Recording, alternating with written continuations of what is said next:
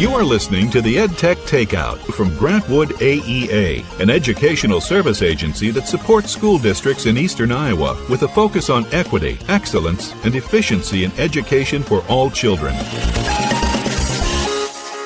Welcome to episode 34 of the EdTech Takeout, the podcast that serves up bite-sized technology tips for teachers. My name is Jonathan Wiley, and this is Mindy Kearney. Hello, special day today.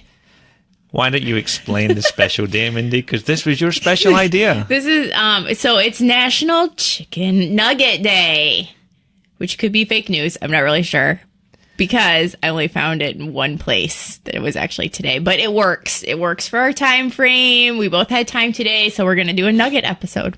So maybe just to be clear, so the day we're recording it is National Nugget Day. November 13th is National Nugget Day. Okay. Allegedly. Allegedly. Not really sure. I don't know. Was it Foodimentary? What was the name of that website that I found it on? I think it was Foodimentary or something like that. Mm-hmm. Doesn't matter. I think it was a Russian blog. Yeah, one person says it. That's all that matters. You don't need a second source because it's only, nuggets. It's no big deal. Well, nuggets are a big deal. I hate nuggets. Chicken nuggets. Chicken nuggets? Yes. Yeah. But tech nuggets are your favorite part of the show. I know. So it's a big day today. As you often remind us. I know, yeah. Favorite part of the show. Well, maybe just, by the power vested within us by Grantwood AEA, we could declare this National Tech Nugget Day. Oh, there it is. That's better. We'd have to put it on the calendar for next year, though. Okay. Yeah. November 13, 2018. Yeah, okay. All right. Reminder set for once a year. So we're going to do a special episode where we are only doing Tech Nuggets. Tech Nuggets. Tech Nuggets are the starter, the main, and the dessert. So we should probably just jump in and get started. But before we do, I have a quick piece of follow-up. Okay. Last episode, we talked to Jarod Bormann. That's right. And we did the Pro-Driven PD and all that good stuff. Right. And I think that episode was pretty well received. If you've not listened to it yet, you should go back and listen to it. Episode 33. Mm-hmm. We didn't even talk about his podcast. Oh, we didn't even ask. No. Well, we asked him to introduce himself and what he did. Yeah. And I don't know if we ever got around to talking about his podcast. We've mentioned it before, though, haven't we? Mm-hmm. I think we have. Just not last time when we actually had him in the room with us. No. So, I just thought I'd throw that out there that Jarod does a podcast as well. It's called the Next Level Learning Podcast. Him and Brea Baxter is the new co-host, I should say, of that podcast. Right. So I will put a link to that in the show notes for today. Mm-hmm. And that could be our first tech nugget. First nugget. Yeah. Nugget number one. Nugget of the day. We're doing a pack of 12, though, so that makes it a baker's dozen instead. Yeah, that'll do. Yeah, okay. Baker's dozen, I like that. All right, baker's dozen of nuggets.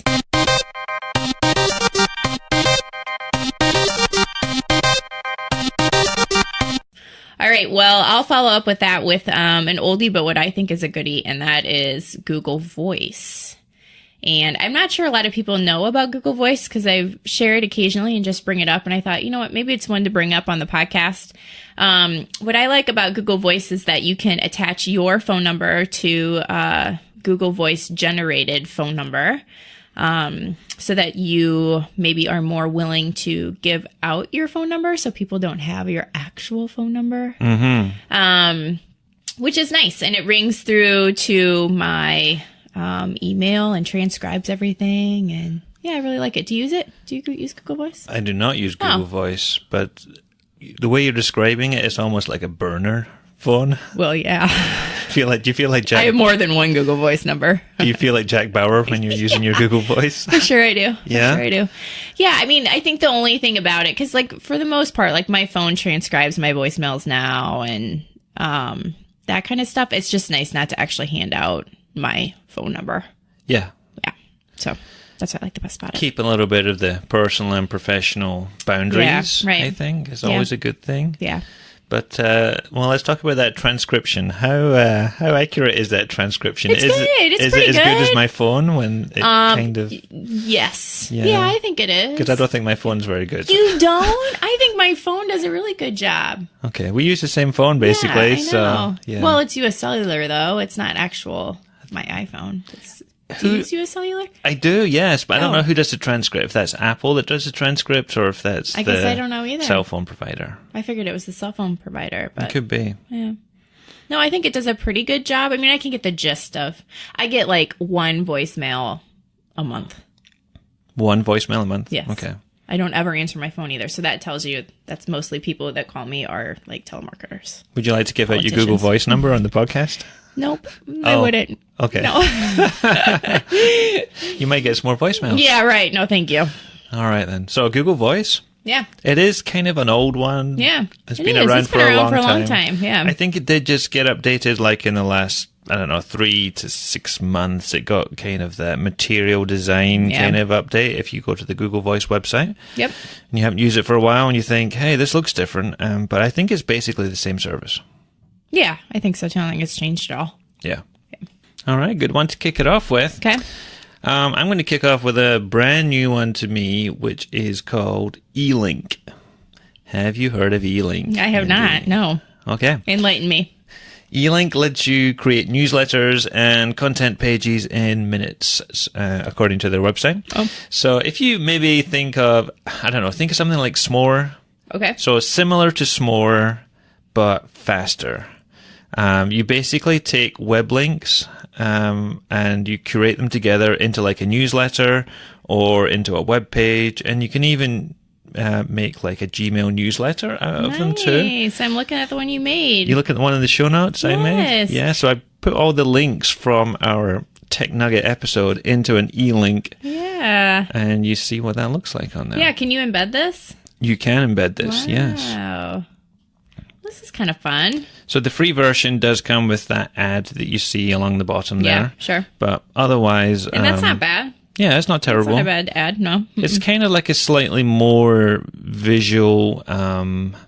what's that curation board I'm thinking of that librarians really love with all the little squares and tiles on it? Symbaloo, yeah. Yeah. So it's kind of like Symbaloo because all you're really doing is putting a link to a website in and putting that all in one place. Mm-hmm. But it's nice. It's kind of visual. It's got a short description that it pulls in from the website as well as a heading as well as the URL. There's different layouts for it in terms of things that you can do. But if you wanted to create an email newsletter for parents based on some of the websites and things you're working on, you can do that. You can also add text. It doesn't have to just be links. You can create like a static one-page website of links, which is the one Mindy's looking at. Uh-huh. And it says here you can embed your e-link onto another website with a HTML embed code. I'm thinking even like for playlists for students and stuff, like online, you could just... We're going to keep all of your little links all organized and share those with kids as they might need them. Yeah, you can put videos in there. You can put websites in there. You can share links to documents on Drive and Dropbox and OneDrive, places like that. It is a responsive template.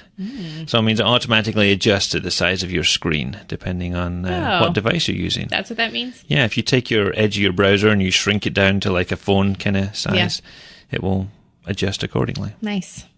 That's a good one. That's not bad, isn't it? Yeah. Mm-hmm. All right. So my next one is the Mercury Reader Chrome extension, which you told me you hadn't heard of before. There's lots of things I've never heard of, Mindy, but enlighten me. Yeah. So it just gets rid of all of the noise, what I call noise, on a website. So if I go to... like Time for Kids or something like that. Although Time for Kids doesn't have a lot of advertisements, but it's just a way of kind of cleaning up the view of, gives just more like a reader view and takes care of all the ads and things like that. Just really streamlines the article that you're reading or blog post that you're reading.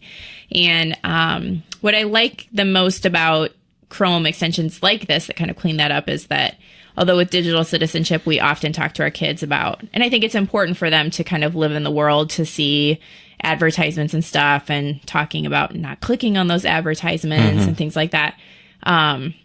But sometimes it would just be really nice just not to have to worry about whether kids are clicking on the advertisements or not. And so it just kind of cleans it up and makes it look nice. And it's just a Chrome extension.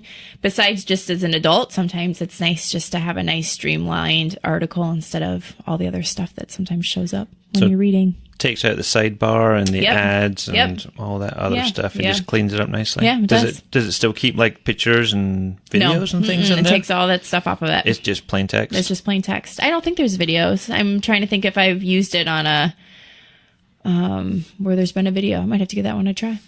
Okay. Yeah, I'm not sure. But yeah, it cleans it up. It's pretty. So on the iPad, Safari has the reader mode. Yeah. Similar to that? Yes, that's what I would definitely compare it to. Absolutely. Okay. iPad and iPhone. Yeah. Got a quick tip on you for that one. Oh, please. Well, since we're talking about cleaning up web pages and stuff. I was being for real. Good. It sounded like for real. If you know how you tap the little button in the address bar and it makes the page go clean. Yes. It's easy to read. Yeah. And puts into reader mode. If you press and hold on that button, you can choose to have every page from that website always load like that. Oh. So if you're on like the CNN webpage and you click on an article, you can press and hold on that so that every article you click on the CNN page will load in the reader mode. That's nice. Mm-hmm. You have to click and hold it. Press and hold the reader button and it pops up with another option to change the websites that way. So there you go. Okay. Little extra. Now it's a pack of 14. Well, that's just like... That's okay. It's even. Now we can both have 7. It's a crumb. Nugget crumb. Okay.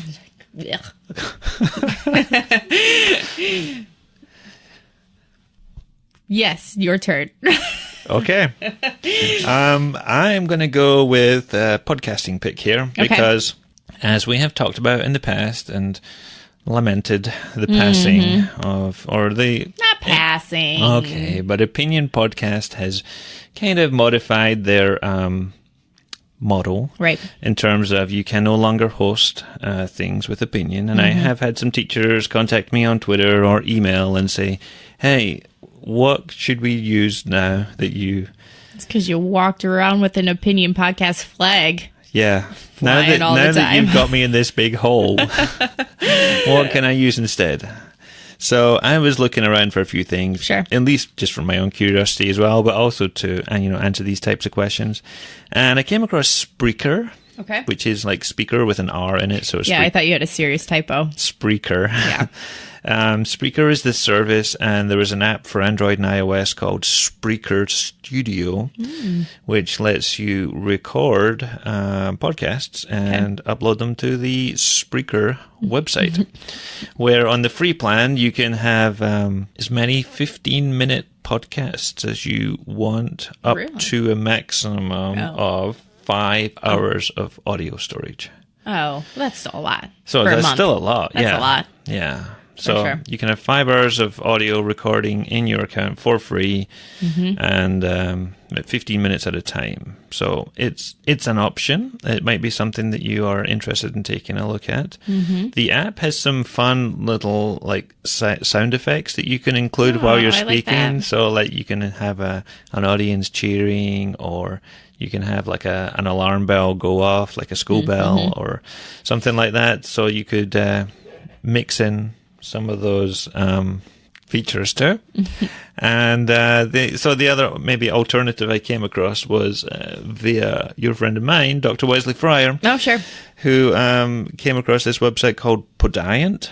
Okay. Podiant, Podiant.co, and they're a hosting service. So if you can find an app that will record your audio, of which there are plenty of voice recording apps on the iPad, then you can upload your audio to this website called Podiant. They do have a free plan that is basically, from what I can tell, last time I looked, it was pretty much unlimited, but you do have to kind of apply to it, apply to be accepted into this free plan. And that's the website dinging at me right now. Unlimited storage. You add a blog and static pages and things like that. So it works. It is free. You just have to have your eligibility confirmed. And I think if you put in here that you are a teacher and you are uploading class podcasts, they will be more than happy to accept you onto their free plan. Nice. That's a good one. So Spreaker Studio, and Podiant. All right. Well, that's a good one. Fine. Thanks. Yeah, you're welcome. So we have mentioned in the past Google Arts and Culture, and at iTech, I went to Tammy Lynn's session about Google Arts and Culture and Tour Builder, and this was new to me, but Google Arts and Culture has a YouTube channel.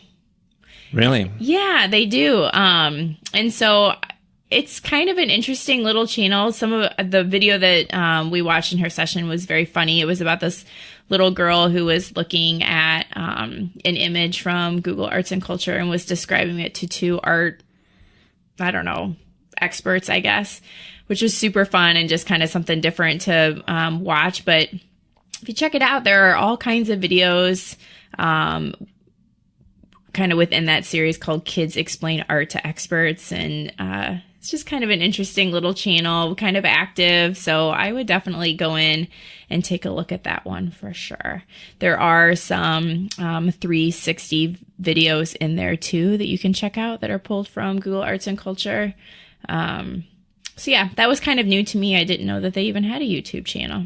No, I didn't either. I'm looking at the Google Arts and Culture page right now, and you don't have to scroll down very far before you get to featured videos. There it is. Where it's things like Meet the Curator, and they have a guy from England talking about... But is that housed on the Google Arts and Culture, or, I mean, does it look like those are something special just for the Google Arts and Culture website? They're from their YouTube channel. They are from the YouTube channel? They're just embedding them on that Google Arts and Culture page. So. Interviews with museum curators and people looking at, there's one here on the history of the hoodie. Yeah, see, very important stuff. Cultural phenomenon. Why are chokers trendy again? I don't know. But there's a video all about it. Right? Yes. Do you know what a choker is? Is it like a necklace? Yes. Okay. Remember they were like super cool in the 90s. Early 90s. I wasn't born then. Yeah. Oh, jeez. Please. I was born way before then. Okay. Anyway, so that's kind of a fun one to check out. Google Arts and Culture. Google Arts and Culture YouTube channel. The Google Arts and Culture YouTube channel. Yeah. Mm-hmm. Okay. Subscribe to that one. Yeah. All right.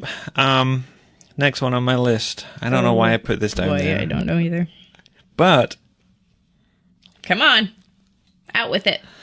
Okay, the next one on my list is Desmos, which is a mathematical service for math teachers. Oh boy, here we go. I don't know, but okay, so here's the deal. My math, my knowledge of math kind of stopped at the grade level I taught, which is fourth grade. Right. So I don't have a huge in-depth knowledge of math, but the more time I spend with math teachers, the more I hear how much they love Desmos.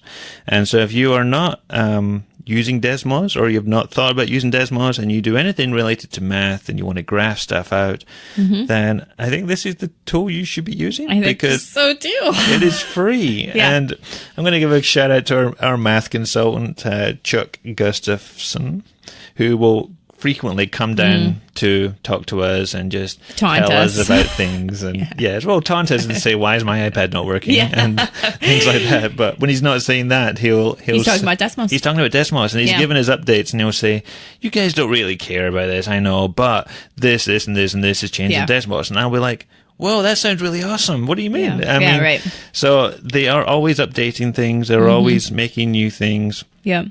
They have, like, I don't know how people do this, but have you look on their front page, they have like creative art that people create with the Desmos graphing calculator. So, I mean, somebody drew a Nike shoe here with their graphing calculator, like a Christmas scene. And so there are creative things you can do with the Desmos graphing calculator, which is available for free online, and there's Chromebook apps, and there's also iPad apps, and I don't know if there's Android apps, but I would guess there probably is. Probably. And the whole darn thing is free. Yeah. And I just came across, I was talking to a school about Go Formative last week, and Desmos has, after you've created something, has an embed code, so you can embed Desmos into Go Formative, but in any other place that you can embed things, which I had no idea either. They also have a YouTube channel. They do. You were just talking about your Google Arts and Culture YouTube channel, and there's a Desmos YouTube channel. You might need to watch that start to finish. I think I would. For sure. So if you're looking for a recommendation, I would recommend Desmos. If you're looking for someone to show you how to use it, look elsewhere. Yeah, not here. All right. So Hour of Code is coming up in December. And this is not something new either, but I thought it was timely with the Scratch task cards. Have you ever looked at the Scratch task cards before? I have not looked at Scratch task cards before. What I always think is important with coding is, first of all, that you let kids get in and just kind of play a little bit and figure out what's going on. But I also think it's important for them sometimes to have a task to complete, and not necessarily that you're showing them exactly step by step how to complete that task, but to say, hey, can you make your name scroll across the board? And don't give any more directions, but just allow them time to try and figure that out. And that's kind of what these Scratch task cards do.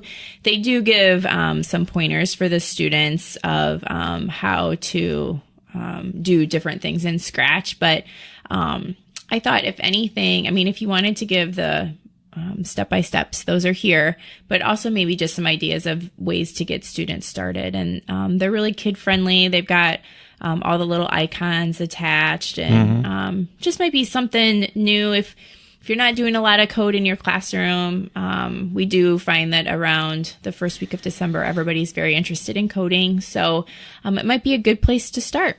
So, and they're all free there for download and printing if you'd like to do that. And there's, 2, 4, 6, 8, 10, 12 different sets of cards to check out. So, when you sign up for a new Seesaw account and they send you that email, started guide. Yeah, and they have fourth grade activities and stuff. It's that's kind new of this year. Similar to that, where they have these little starter guides. Have your kids take a picture, post it to the feed, and they have all the icons and stuff like that.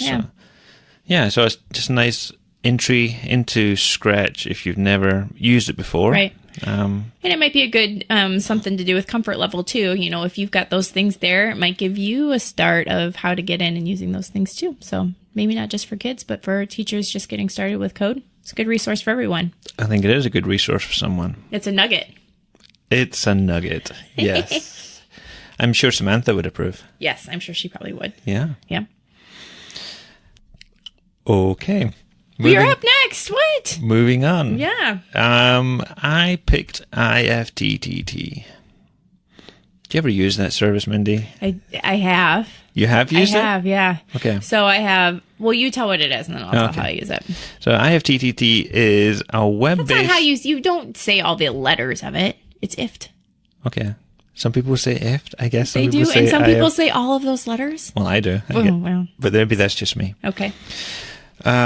IFT is a web-based service that will let you connect things together and make the internet work for you, I guess. It automates a whole bunch of different things so that you don't have to manually do some of these things. So I'm looking at the front page here today, and it's got recommended... they used to be called recipes, but now they're called applets. Oh. Did you know that? No, I didn't. Okay, they changed recipes to applets. So recommended tasks, basically. So one of them here says, get an email if there will be rain in your area tomorrow. So that could be useful. I do have one on my, before I got my Apple Watch, I used Alexa to call my phone. Yeah, right. And I would say, Alexa, call my device. Yeah. And my phone would ring and then I go find my phone. But now the most often used feature on my Apple Watch is that one where you ding your phone and then you just go around the house looking for that like a zombie. Yeah, right. I have one for our podcast and for certain other social media things where you can take a specific hashtag, and every time that hashtag is mentioned on Twitter, it will add it into a Google spreadsheet. Yeah. And it'll include the person's name and the tweet and when it was said. So if you're tracking maybe like your school hashtag, and you're not going to see every one of those tweets on Twitter, you might not follow all of those people, but with that spreadsheet set up and all those hashtags going straight in there, you can go back and see who's talking about you. Yeah. And then you should probably turn on the notifications for that, right? Turn that on for that sheet, and then you get a little email that says, hey, something else is, because if you're like me, who only I think IFT is really cool, but then I forget that I have that stuff set up. So I have stuff set up for my Twitter and it drops it into a sheet. And I just came across the other day and like, what in the world is this? Oh, it's all my favorites. Why did I do that? Yes. But it's never anything that I went back and used. But for an instance like that, where if you're using a hashtag or a school hashtag and you want to keep track of it, then turn the notifications on in your sheet. Well, I think that was one of the like recipes or applets that people try out fairly easily. It's like save all my favorite tweets to a spreadsheet. It's like, oh, awesome, because for a while the heart meant like you were favoriting stuff, and now it means like you're liking stuff, and so it's kind of taken on a different thing, but it creates these folders in your Google Drive and other places called IFT or IFTTT, and inside you'll find random spreadsheets and things that you've set up over the years. So yeah, I think it's really good. If you are a fan of certain services, like, I don't know, if you use Google Calendar, just go to IFT and search for Google Calendar, and it will give you a whole bunch of things you can do with Google Calendar, or Gmail, or Twitter, or Instagram, or one of the things that I have set up on our Grant Wood Instagram account is that whenever we post something on Instagram, it will automatically take that and post it to our Twitter feed. Right. But it will include the image as a native embed, because normally on Instagram, when you select the Twitter button, it just says a little bit of your description, then it'll have a link to the picture. Right. So IFT will let you put the actual image from Instagram into your Twitter feed as well. Mm-hmm. There's things for Pinterest. There's all kinds of different stuff and services. So it's one of those things that you were talking about, hour of code. Yeah. It's IFT stands for if this, then that. Mm-hmm. And it's part of that kind of coding mindset where, you're saying if this happens, then something else happens. And so it could be an interesting thing to experiment with kids and have them look at all the different ways they could make the internet work for them. Mm-hmm. And it's really not difficult. Like you talk about code, but it's not a difficult thing to set up. Mm-hmm. Yeah. You just connect some accounts, like your Evernote account and your Twitter account. And as soon as it has permission to access those things, then you're up and running. Yeah. All right, so my next app is actually, I don't know if I've mentioned this before, but I've been waiting for it to come out because I think I mentioned the hashtag AR kit.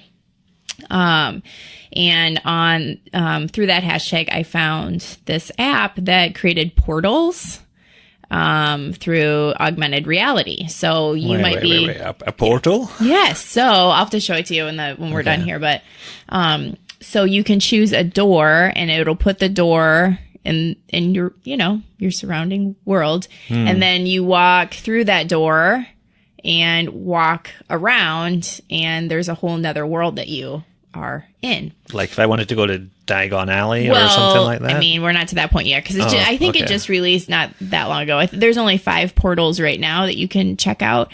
But what's neat is you walk through that door, and then you turn around and you can see the door, and through that door is your actual world. Ooh. It's neat. Yeah, it's pretty cool. So it'll be exciting to see what stuff they come out with. But it doesn't just have that. It does have some different AR, things that it does as far as like you can add emojis that are animated, and, there was like a snowing filter that makes it look like it's snowing where you're at, and stuff like that. But the portal thing was what I was waiting for. So I'm really excited to kind of see where it goes, and what they continue to add. So once again, that was called Figment AR, and I'll add the link.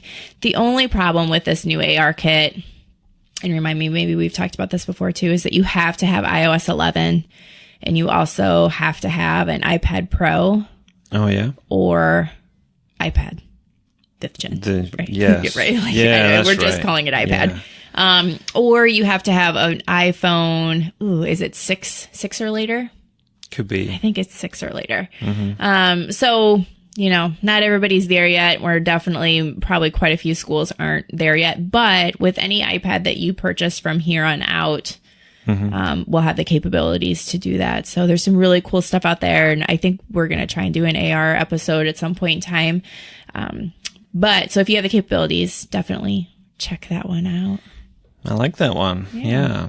I'm intrigued to try it. It's like a sci-fi movie or something. Yeah, it's interesting. It's interesting. It, and it's just the beginning stage of it too. I think eventually it's going to be really something cool. But yeah, it's definitely something to take a look at and experience. And it's called Figment AR. Figment AR. Yep. Yeah. I told you when I looked at the doc this morning, Figment is a great name for an AR app, isn't it? Like a figment of your imagination. Yeah. So. Okay. I don't know how to follow that, really. I can't I know, I should have ended with that one. I know, creating portals to other worlds. I mean, I know. Okay. Okay, well, go big, go home. I'm going to go to one that... This is kind of bizarre to explain, but I saw this, and this has been on my list to do as a tech nugget for a long time. But then I thought, I don't know.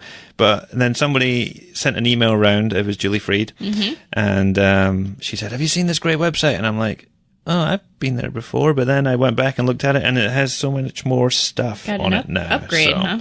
Yeah, they've been working on it. So anyway, the website is called classroomscreen.com.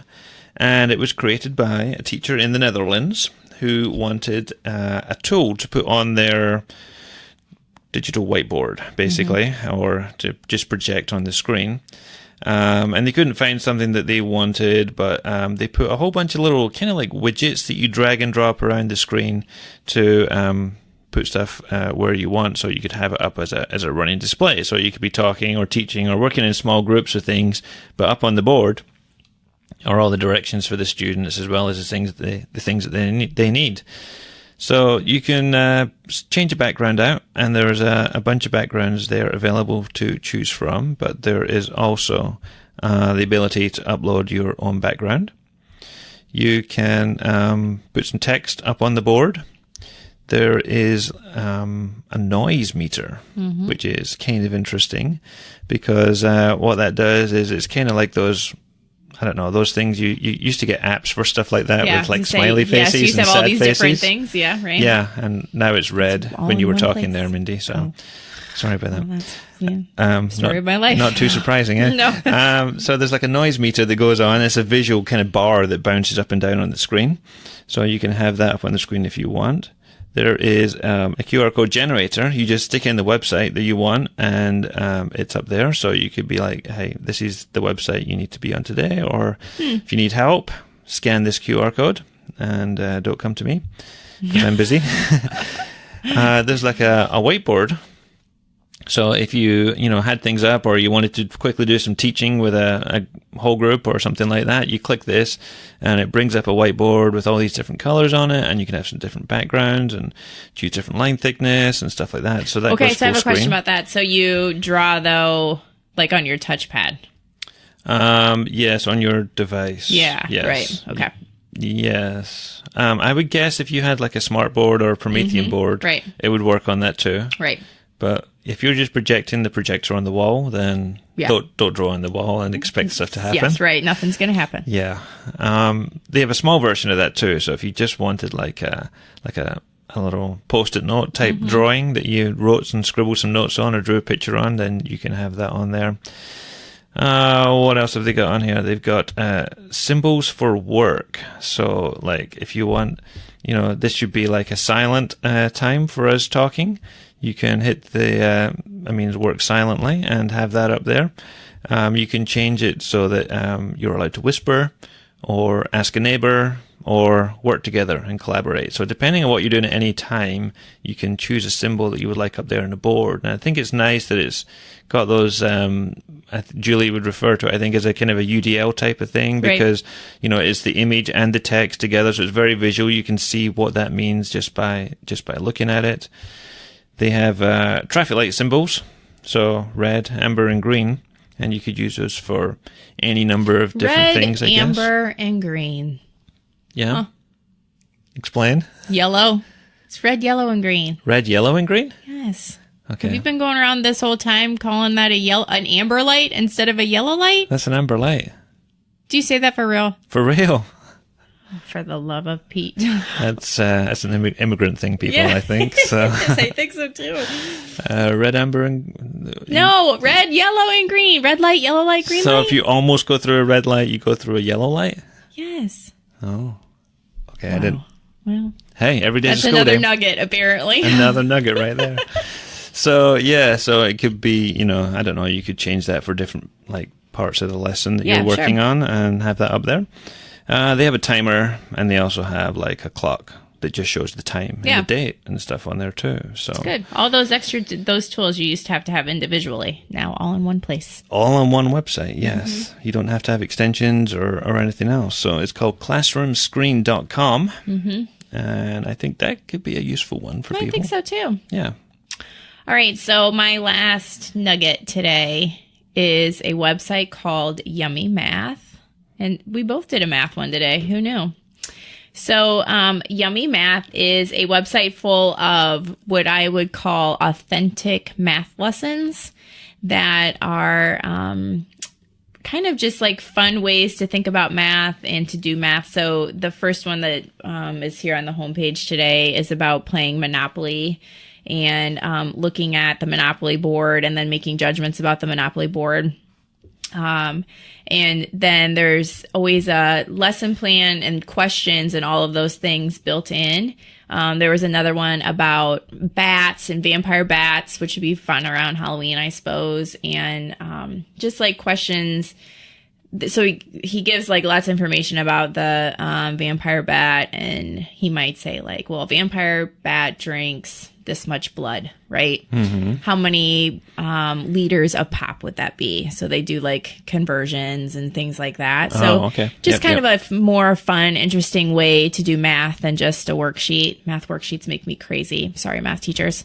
So I think this is a great way to kind of, just look at math in a real world situation and maybe see different ways to use math and why we use math instead of just rote practice over and over again.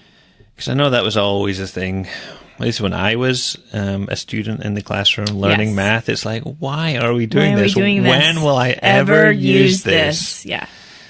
And so that website is dedicated to, this is when you'll use it. I mean, things like counting and adding money, I could see that. But like Pythagorean theory and stuff, it was like going straight over my head because I could not think of any real-world applications. At least you could pull that term out of the hat. I couldn't have even pulled that term out of a hat. Yeah. Well, there you go. Yeah. But it's lesson plans for second grade up to high school. So, and from what I've seen and from what I know about it, it's completely free. There are memberships that you can do, and it says renew your membership. So I'm not for certain, but there's plenty of things on here that you could just take a look at. And that came from our math team too, actually. This summer I did a little work with them on math, and so it was math consultant approved. Wow. Yeah. That's good. Yeah. The people that do the website look like they are math teachers and math coaches. Leslie Lewis is a semi-retired mathematics teacher and also the web designer for the site, and Brian Marks is an instructional math coach. So it's all good stuff. Math people. Math people. Mm-hmm. All right. Well, that's good.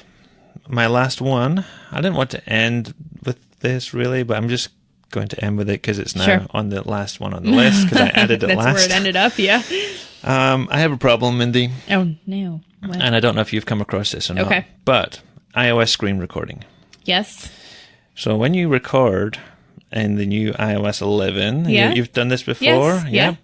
And it creates that little like screencast video, and which is great. And I thought, awesome. So I happened to be doing some last week, and actually, I've had this problem for a while now, actually. Okay. But have you ever taken one of those screencast videos and put it into iMovie? Oh no, because there's a problem when you do that. How far had you gotten in your project before you realized that? Well, I knew this already. I thought it was fixed, but it wasn't fixed. But the problem is when you bring a screencast video that you created on the iPad or the iPhone into iMovie, it strips out the audio. Oh, whoops. Yeah. So did you do voiceover work then with it or what? No, I sent it to my Mac and did it in Camtasia. So it's kind of just been an ongoing problem. So it worked in Camtasia? But it didn't work in iMovie. Yeah, it works. Oh, I see. It works. It works in the Photos app. Oh. It'll play on the Photos app on your iPad, and you get sound and everything. But as soon as you bring it into iMovie, that doesn't even make sense. Yeah, iMovie just strips the audio out, and I thought for a while it was just me. Yeah. So I asked Tony Vincent. I said, "Are you having this problem?" He said, "Yes, it's driving me up the wall." Mm-hmm. And yesterday I got a reply on Twitter from Kathy Schrock, who also has this problem. Oh. And it's kind of driving her up the wall. Mm-hmm. So, Apple, I know you're listening. You've got to fix this. Yes. Come on, Apple. So, I did have a slight workaround because I was alerted to a different app made by TechSmith called TechSmith Capture, which I had never heard of before.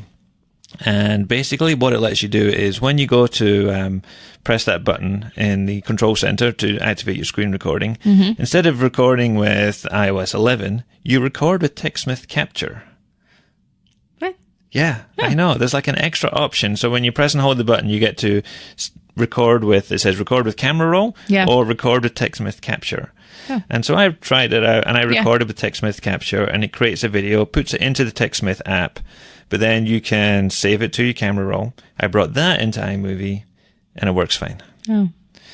So, this is a little techie, a little geeky, I guess, but when I do something on the iPad, I like to be able to do it all on the iPad. Yeah, right. And so I now have the ability to create a screencast with audio, throw it into iMovie, and then I can edit out like mistakes or cut out chunks, or I can add titles, or I can add music and put things in the beginning and the end, and do all that, because before I couldn't. I'm surprised that you didn't just use QuickTime.